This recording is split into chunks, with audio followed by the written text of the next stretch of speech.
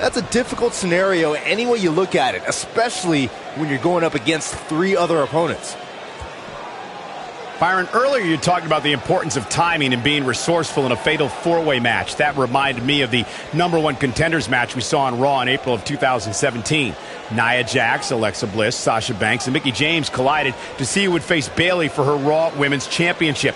Let's just say in the end, Miss Bliss took advantage of a situation. The 5 Feet of Fury has her master's and doctorate in timing and resourcefulness.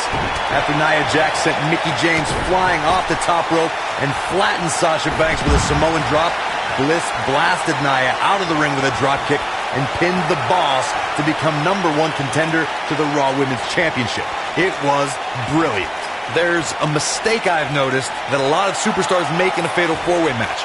They check with the referee to confirm that the referee counted 2 and that it was not a 3 count.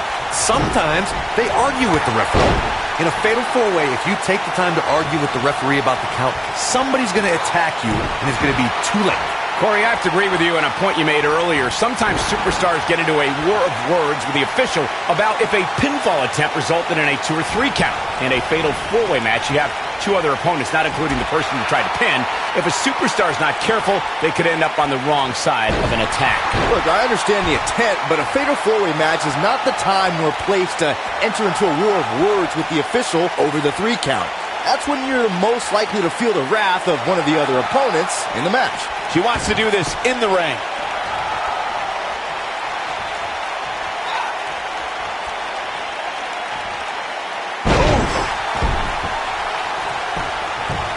Referee stops the count on the ropes.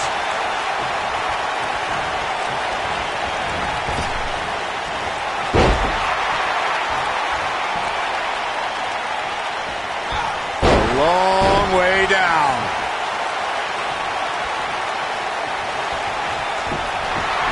What's this, Corey? I think they're looking for the Romero special. Oh, no, it's over. There it is.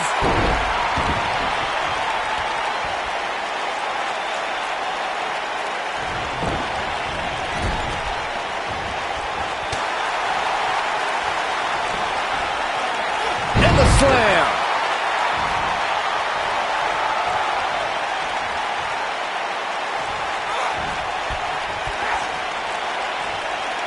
Going for broke.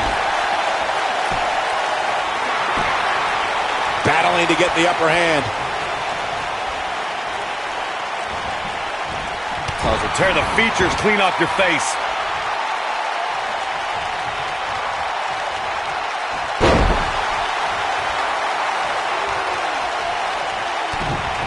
Allow me to take you back to December 7th, 2015, and one of the largest matches in WWE history, the Fatal 4-Way Tag Team Elimination match.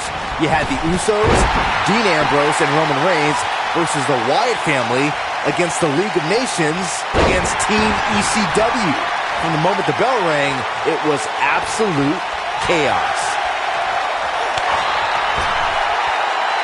Looking vulnerable now, guys. This is a bad situation. Byron, the Fatal 4-Way Tag Team Elimination match that you spoke of earlier was certainly an exciting way to help close out 2015. The WWE Universe knew to forget what they thought they knew about tag team matches when both Usos were going to superplex Rusev and Braun Strowman entered the ring and powerbomb both Usos as they superplex Rusev.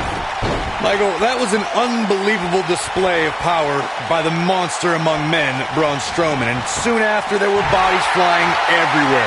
Tommy Dreamer eliminated the Wyatt family, the League of Nations took out Team ECW, and Roman Reigns brought down Sheamus with a spear to give his team the victory.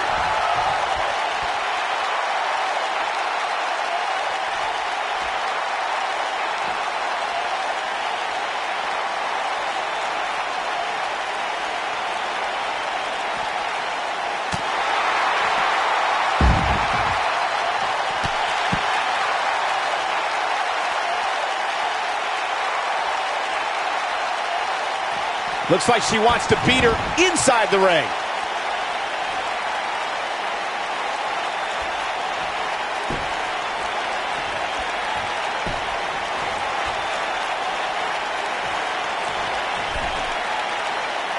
Trust me, if you're a WWE superstar, this is not where you want to be. No way. Oh, man, what a hit. Knocked right off the apron.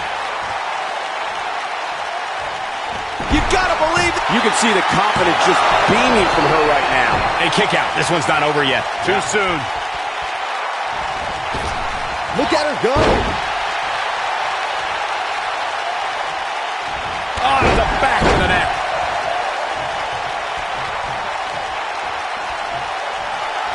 Oh, hanging on for dear life. Oh, what impact.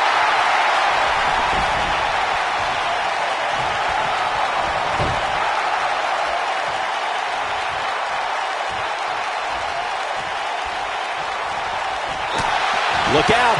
There she goes. Quick thinking to avoid that one. This is it. Super kick. There's a pin now. And I can't believe this match is still going on. Too soon.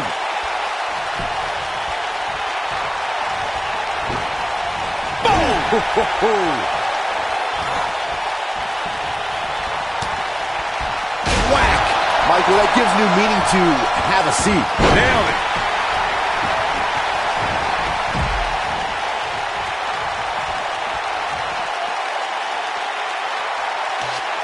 When I talk about Fatal 4-Way matches, I always think back to the classic battle at Backlash 2007 between Shawn Michaels, John Cena, Randy Orton, and the Rated R superstar Edge.